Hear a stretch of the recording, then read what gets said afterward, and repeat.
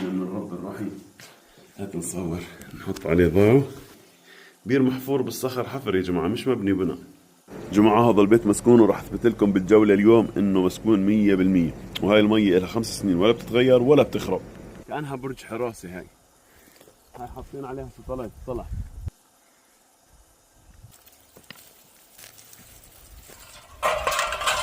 طريقة البناء هاي أيام الزمانات، أيام الأجداد بسموها الجملون، اللي هي عبارة عن زي سنام الجمل بتكون سقف الدار.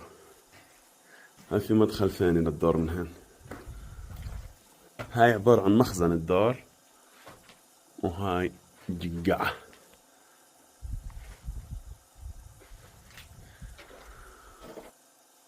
وهان بحطوا فيها المستلزمات تبعاتهم، ومرات بحطوا فيها الفراش. هاي كذلك الأمر نفس الاشي. حتى نطلع هلا من هنا نشوف ايش في فوق. بسم الله الرحمن الرحيم. سلام قولا من رب رحيم. يا ربي. هاي الشباك. بسم الله الرحمن الرحيم. ايش انا بقول لكم انه هاي شاكك فيها انها نقطة حراسة. طلع كيف هاي الفتحات اللي هي بضربوا منها السهام يا جماعة بالزمانات. شايفين هاي الفتحات؟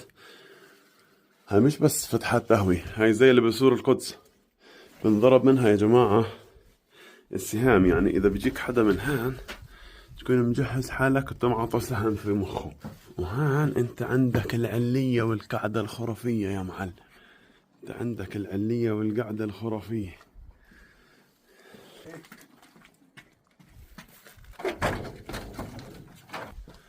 شايفين جماعة؟ باكي حاطط هاي هيك راحت. باكي حاطط هاي البوابة عشان ما فتنش عليه كلاب يا جماعة. وهنا مسويها غرفة نوم، وتحت مسويها قعدة، وعنده شامبو مش شامبو وبشاكير ومهيص، وشكله باكي يتحمم أصلا في البير. صاحبنا باكي عنده فيري هان، وهي عنده هنا باكي بشكير. وجايبين يا جماعة خشب ومش خشب، وباكين مسكرينها ومزبطينها قاعدة متكتكة هان.